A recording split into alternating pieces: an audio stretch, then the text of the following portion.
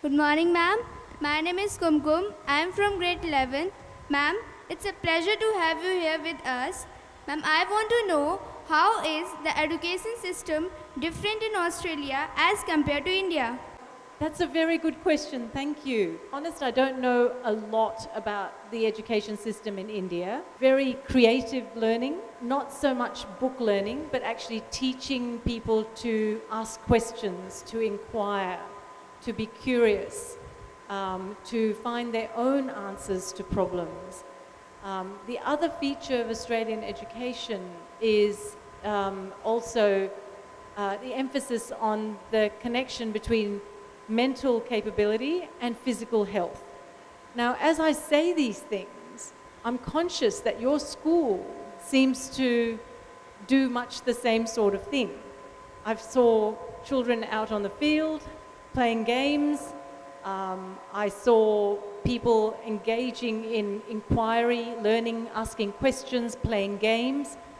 You know, that's not just playing games. You learn things through game playing because it forces you to think differently. It forces your brain to work and to find answers to problems. Now, in the world that we are going into now, the world that is moving very fast, a very digital world, we don't know 10, 20 years from now what jobs people will do. So being able to have these skills of curiosity, questioning, physical health, mental flexibility, all those things make you able to do whatever you need to do in the future. So we are focusing on that in Australia, and I'm pleased to see that's happening here too. Good morning, ma'am. I'm Sumit of class 11. Ma'am, as we all know, that the hand that rocks the cradle rules the world. This statement is so true for you. So, ma'am, may I know the challenges you faced as a woman in reaching this milestone? Oh goodness, that's a very good, good question. So the question is, what were the challenges I faced as a woman? Okay. I had the great privilege of talking to, where's the young woman who met me when I first got here?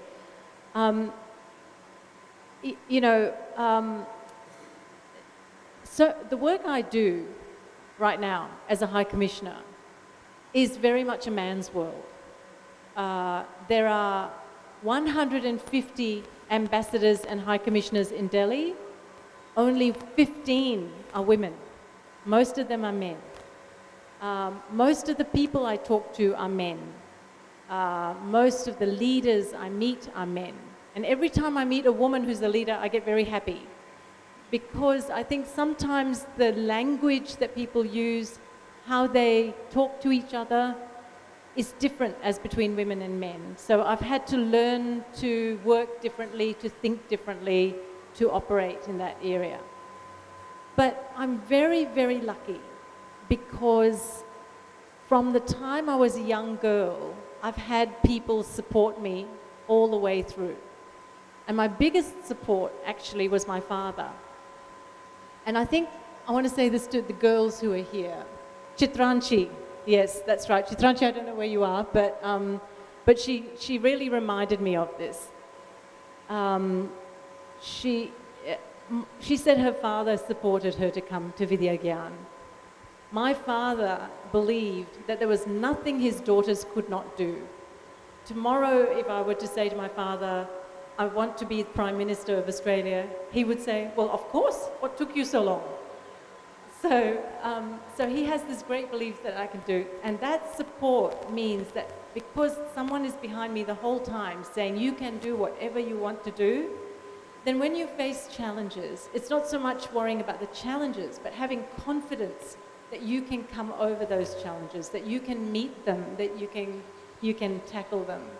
And this is very important for everybody, but I think it's especially important for girls because the world is still not that friendly to girls or to women. And I'm genuinely hopeful the more girls that we see in leadership roles, the more the world will change and make it more fair for everybody to participate. Ma'am, you've spent time in Damascus, Syria as a diplomat. So I would like to know what are your thoughts on the ongoing crisis in that country? That's a very good question. Thank you. I spent time in Damascus in Syria about more than 20 years ago. And at that time there was a war, but that war was happening in Iraq. And Syria and Damascus was a very stable and peaceful place. I have to say, the worst thing you can see in a country is war. You see children who never get a chance to go to school, people who never get a chance to build a house or raise their families in peace. You see societies and communities that don't get a chance to grow and thrive, to have a normal life. And so what I see now is a terrible humanitarian tragedy in Syria. And we live in a very difficult world. The reasons for it are very complicated. It reminds me that it's always easy to break something. It's very hard to put it back together again. It's Humpty Dumpty, you know that. You can't put it back together again the same way it was. So my thoughts about it now are, it's very, very sad what is happening in Syria. A great country with a great history, almost, as great and rich as some of the things I see in India, with so much potential that now is not going to be reached because of war. It says to me that diplomats particularly have to work very hard to avoid war, to support peace, to bring all people together, not just leaders at the top, because peace is formed by communities, is formed by the people in those communities, individuals, and to bring everyone together to work for peace. And that's easy to say and very hard to do. We are in it's going to take a very long time. Good morning, ma'am. My name is Vaibhav and I am from grade 10. You have been the first Assistant Secretary in the Department of Climate Change. Ma'am, what are your views on climate change and how can we contribute towards a better planet? Thank you so much for that thoughtful question. I spent 6 years working to work with the Australian government to address climate change. I think when most people think about climate change, they think this is something that's going to happen 20 years, 50 years from now. What we know is climate change is happening now, and it will change dramatically everything we take for granted, down to how the monsoon comes, when it comes, what happens to your crops, what happens to, in Australia's case, we had such a bad heat wave that it melted the lines for electricity, the electricity wires. So we had no electricity in some places because of the heat. Those kinds of things start to happen. So my view is this. Number one, we must all accept that this is a very big problem that the world has to work on. Number two, no single country can fix climate change. All countries have to work together, and every country has to do its part. And number three, we have to find a way to solve the problem in a way that still allows us to grow, to build our societies, to build our economies, so everybody can prosper. And that's what my views are on that. Thank you. Good morning, ma'am. I'm Ria from class 9th. We would like to know who is your source of inspiration? I have a very long list of people I'm inspired by, I have to say. So many people from far and near. Okay, let me just start with, I'll give you probably 3, okay? Not in any order, because they're my top 3. Number 1, Mahatma Gandhi. I have to say that, right?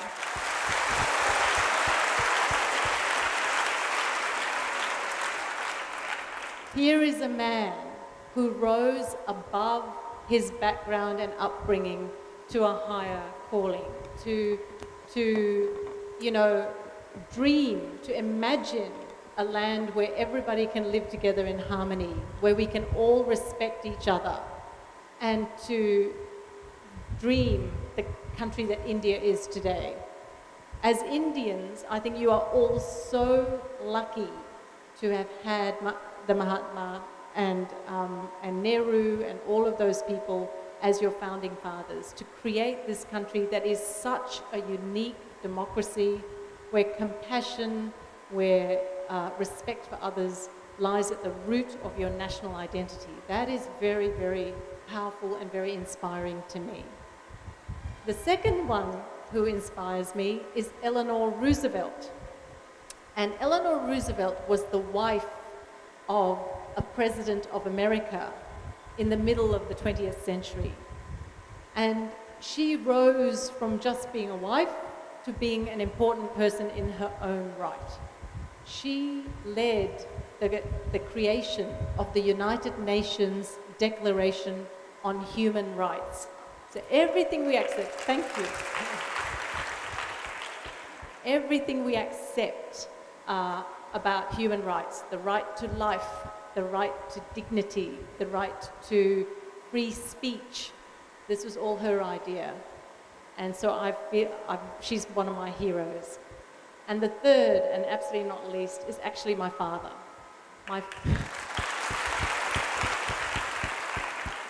My father was born in a village in Punjab, and he grew up in the village. He used to say to me, with no shoes, he couldn't.